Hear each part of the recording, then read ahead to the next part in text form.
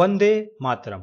आप सभी का मेरे इस चैनल नॉलेज एसोसिएट में हार्दिक स्वागत है।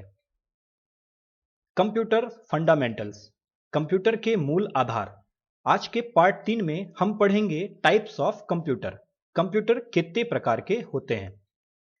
तो कंप्यूटर के प्रकार को समझने के लिए हमने कंप्यूटर को 3 भागों में अलग अलग बांटा हुआ है, जिसमें पहला प्रकार है हमारा अकॉर्डिंग टू हार्डवेयर, दूसरा प्रकार है हमारा according to size and capacity, और तीसरा प्रकार है हमारा अकॉर्डिंग टू पर्पस।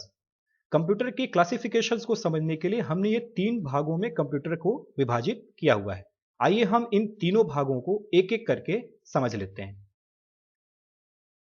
जैसा कि आपको भी पता है कि हमारा पहला प्रकार है अकॉर्डिंग टू हार्डवेयर। हार्डवेयर के आधार पर हमने 3 भागों में कंप्यूटर को विभाजित किया है: एनालॉग कंप्यूटर, डिजिटल कंप्यूटर और हाइब्रिड कंप्यूटर।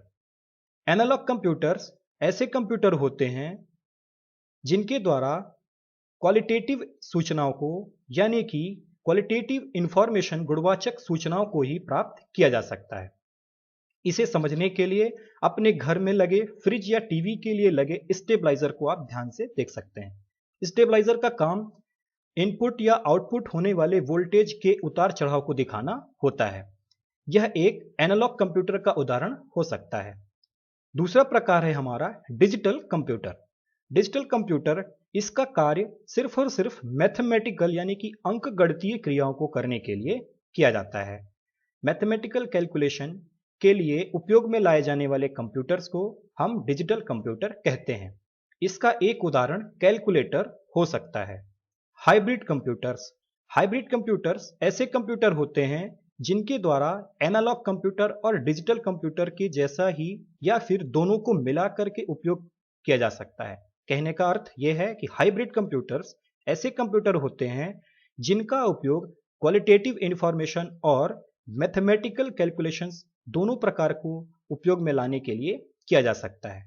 इस कंप्यूटर में हम एनालॉग जो काम करता है वो भी काम कर सकते हैं, और जो डिजिटल कंप्यूटर काम करता है उस काम को भी हम आसानी से कर सकते हैं। According to size and capacity, size और कैपेसिटी के आधार पर हमने 5 भागों में कंप्यूटर को डिवाइड किया है। पहला प्रकार है माइक्रो कंप्यूटर। माइक्रो कंप्यूटर आकार में बहुत ही छोटे होते हैं, जिनमें एक माइक्रो प्रोसेसर लगा होता है।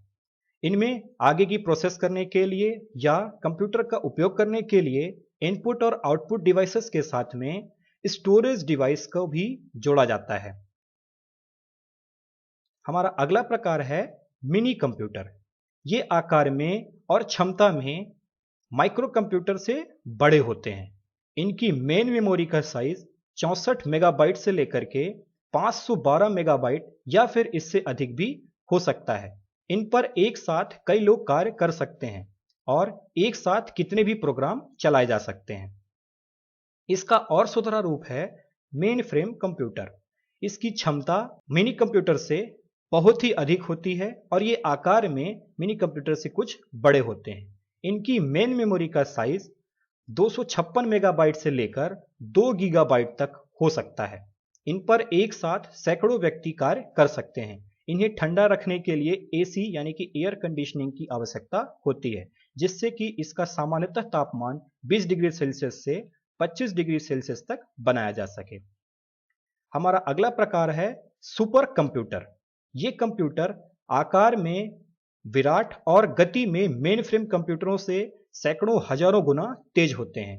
इनमें पैरेलल प्रोसेसिंग की क्षमता होती है, जिसमें कोई गणना अलग अलग चरणों में करने की बजाय इस प्रकार के एक साथ ही की जा सकती है। अलग अलग कैलकुलेशन करने की जरूरत नहीं पड़ती। इसमें एक ही बार में, एक ही समय में कई सारी कैलकुलेशंस को हम कर सकते हैं, और भी बहुत ही ज्यादा तीव्र गति से। परम कंप्यूटर इस सुपर कंप्यूटर का एक उदाहरण है। हमारा अगला प्रकार है लैपटॉप कंप्यूटर। वर्तमान में नई तकनीक विकास ने माइक्रो कंप्यूटर का आकार इतना कम कर दिया कि इन्हें आसानी से इधर उधर ले जाया जा सकता है और साधारण व्यक्ति भी उनको खरीदकर उपयोग में ला सकता है। इनका वजन एक बड़ी किताब के बराबर लगभग 3 से 5 किलोग्राम तक हो सकता है। इनमें बिजली की सप्लाई एक बैटरी के द्वारा दी जाती है, जिसे साधारण घरेलू बिजली द्वारा चार्ज भी किया जा सकता है। लैपटॉप कंप्यूटर्स को कभी कभी नोटबुक कंप्यूटर भी कहा जाता है।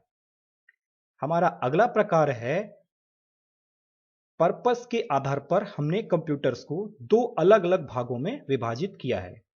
उपयोग के आधार पर पहला प्रकार है हमारा जनरल पर्पस कंप्यूटर।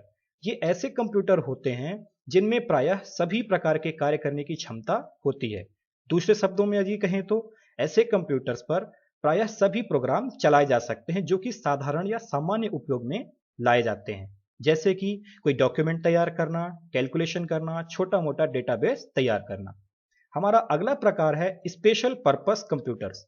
ये ऐसे कंप्यूटर होते हैं जो किसी विशेष कार्य के लिए तैयार किए जाते हैं और कार्य की आवश्यकता के अनुसार ही इसमें सीपीयू या इंटरनल पार्ट्स को या एक्सटर्नल पार्ट्स को भी हम बदल सकते हैं, अलग से कोई पार्ट्स को जोड़ सकते हैं या इक्विपमेंट जोड़ सकते हैं और इनका उपयोग में लाया जा सकता है।